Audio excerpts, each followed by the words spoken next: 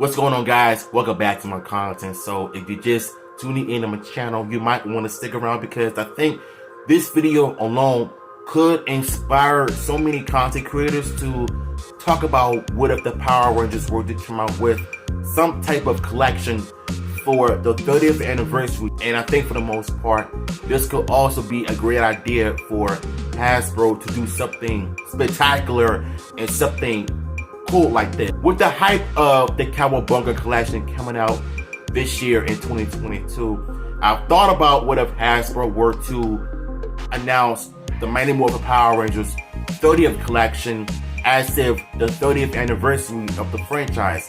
Every game title under the same name, every version, every character, etc. So we're going to be talking about what if Hasbro were to announce the Mighty Morphin Power Rangers 30th Anniversary Collection on the PS4, Xbox One, Xbox Series X, PS5, etc.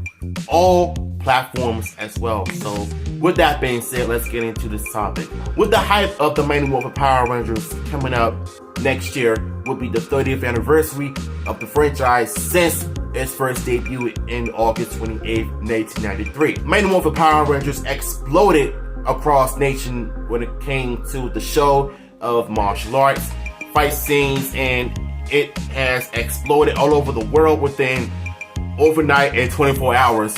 So, as Austin St. John would put it, so many countries and 400 different languages. The first game we're going to be talking about is the Mighty Morphin Power Rangers on the Super Nintendo, and I think this is the game that I want to play the most because I've seen so many people do tons of speed runs of the game and they're pretty good at it. And if I were to play the game in the future one day, I wouldn't mind practicing the speed run myself just to see how easy it is. Because when you think about it, so many Power Rangers games in the 1990s have been pretty easy in terms of gameplay wise, and seeing professional gamers and speedrunners do their thing on a Power Rangers game make it look so easy.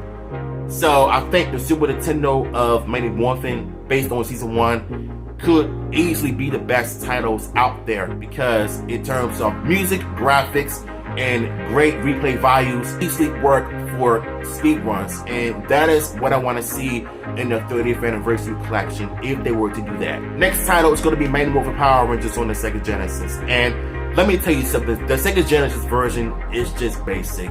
It's just a fighting game, but just poor efforts. But I highly doubt that Hasbro were to create some tweaks a little bit just to make it more different, to add more buttons, to make it like a 6-button fighting game instead of just 2 buttons.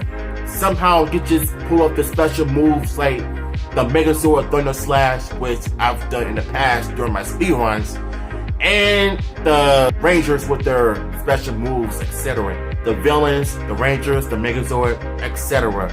And I remember a long time ago when I was trying to find the cheat codes, I could only imagine if they were to create some different types of tweaks, creating the special moves and combos, just to make the game feel special, but being done on a different level by Anyway or Sega themselves. So I think Mighty Morphin Power Rangers on the Sega Genesis is just a mediocre game at best. The next title is going to be Mighty Morphin Power Rangers on Super Nintendo, the movie. This game, I don't know what to say about this title other than it's just based on the movie, I guess you could say. But the problem with that is that it has putties and not the Ooze-Man. And the suits themselves don't even look like it's from the movie, to be honest with you. I guess they just call it the movie featuring Ivy Ooze. And I guess he was in it, but the game had nothing to do with the movie at all. So, unless Hasbro can come up with some title itself, just have it Mighty Morphin Power Rangers the movie, do not have it featuring Ivy Ooze. Tweak the suits, tweak the hit detections, and tweak the combos. Just have it play just like the first game, but make sure that each Ranger has more and more combos, if you ask me. I wouldn't mind playing a game for myself, but I don't see myself doing a speedrun of that as well. Next title we have Mighty Morphin Power Rangers on the Sega Game Gear. It's obvious to me that the Sega Game Gear version is so much better than the Sega Genesis version. Why? Because it's a fighting game done right. It's like a side-scrolling beat 'em up and a fighting game at the same time. But I think what I love about this Sega Game Gear version is that the Red Ranger's power sword move is so easy. Just dive and slash left and right. Just, if you could just pull it off with 3 basic steps by just pulling off the combos at the same time with the punches and kicks, I think for the most part, the Red Ranger's special moves are a bit better than the others in my honest opinion. Zack's spinning kicks, it kind of reminds me of Chun-Li a little bit. Imagine Hasbro were to have the cross-play of players playing against each other online when it comes to playing the Game Gear version of the Manual for Power Rangers, the fighting game. And I think for the most part, it would have end up being featured at EVO. Well, much like how Battle for the Grid is. I think Morphin on the Game Gear could have been something like that, but I think it's a lot better than the Sega Genesis version in my honest opinion. Like, I cannot go wrong with it. Next up, Manual for Power Rangers, the movie on the Sega Genesis. Way better than the first one, once again, and the Super Nintendo as well, because the movie on the Sega Genesis is based on the movie, and I feel like it has the title just right. The thing that is interesting about it is that when they went to the flashback of when we see Rocky, Adam, and Aisha become Rangers for the first time, when they were just civilians from Stone Canyon, Angel Grove, the Sega Genesis version is so much better because the music, the soundtrack, the graphics is the side-scrolling beat 'em up that a lot of players, side-scrolling beat 'em up fans, really would enjoy on a Power Rangers title. Next up is Manual for Power Rangers, the movie Game Gear. Just like the first game, the Game Gear is slightly different in terms of special moves and the combos being pulled off. And let's just say when they switch on to the Ivan Ooze part, well, he just showed up and just beat the brakes out of the Rangers, and then he destroys the command center. Now, it turns back to the movie because the first part in the first half of the Game Gear game is based on season 2, but later on it becomes based on the movie as well.